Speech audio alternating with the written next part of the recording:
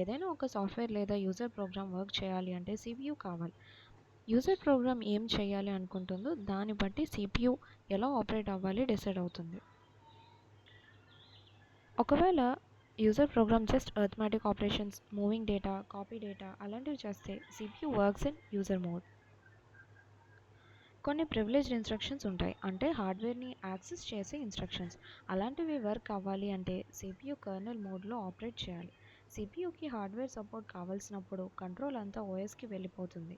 OS ద్వారా మాత్రమే user program హార్డ్వేర్ని యాక్సెస్ చేయగలదు. సిస్టమ్ కాల్ OS ప్రొవైడ్ చేసే సర్వీస్ని యూజర్ ప్రోగ్రామ్కి ఇవ్వడానికి యూజ్ అవుతుంది.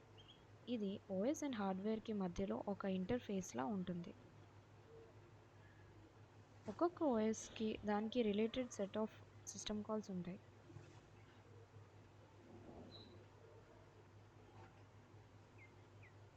యూజర్ ప్రోగ్రామ్స్ సిస్టమ్ కాల్స్ మీద చాలా డిపెండ్ అయి ఉంటాయి.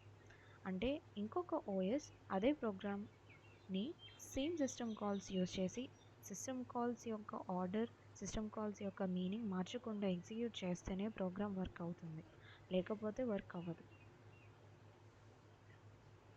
కంపైలర్ సోర్స్ కోడ్ని ఎగ్జిక్యూటబుల్ ఫైల్లోకి కన్వర్ట్ చేసేదే కంపైలర్. ఎగ్జిక్యూటబుల్ ఫైల్ అంటే సెట్ ఆఫ్ ఇన్స్ట్రక్షన్స్. అది 0s and 1 ఫార్మాట్లో ఉంటుంది. దాంట్లో ఎగ్జిక్యూటబుల్ ఫైల్లో header information, data సెగ్మెంటింగ్, linking information ఉంటుంది. కానీ వీటి ఆర్డర్ OS మీద డిపెండ్ అయ్యి ఉంటుంది. వాటి ఆర్డర్ కోసం స్పెసిఫిక్ రూల్స్ ఉంటాయి. ఒకే ఇన్స్ట్రక్షన్కి డిఫరెంట్ OS డిఫరెంట్ సిస్టమ్ కాల్స్ని కాల్ చేయొచ్చు. అందుకని ఒకే ఎగ్జిక్యూటబుల్ ఫైల్ డిఫరెంట్ OSలో డిఫరెంట్ అవుట్పుట్ ఇవ్వచ్చు. So make note that applications అన్నీ OS స్పెసిఫిక్. ఇంటర్ప్రిటర్ సోర్స్ కోడ్ని బైట్ కోడ్కి కన్వర్ట్ చేస్తుంది. బైట్ కోడ్ అంటే intermediate code.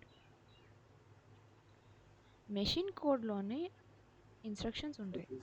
Interpreter machine code ఇవ్వదు, కానీ మెషిన్ కోడ్ వస్తేనే OS ఆ ఇన్స్ట్రక్షన్స్ని ఎగ్జిక్యూట్ చేసి అవుట్పుట్ ఇవ్వగలది. So virtual machine, here comes the use of VM. Virtual machine byte కోడ్ని కాస్త మెషిన్ కోడ్లోకి కన్వర్ట్ చేస్తుంది. వచ్చిన మెషిన్ కోడ్ కూడా ఆ సిస్టంలో ఉన్న OSకి సపోర్ట్ చేసే విధంగా ఉంటుంది. అప్పుడు OS ఆ ఇన్స్ట్రక్షన్స్ని ఎగ్జిక్యూట్ చేసి అవుట్పుట్ జనరేట్ చేస్తుంది. సో మన సిస్టంలో JVM లేదా PVM లాంటివి వర్చువల్ మిషన్స్ ఉంటే OS మీద డిపెండ్ అవ్వకుండానే ప్రోగ్రామ్స్ రన్ అవుతాయి.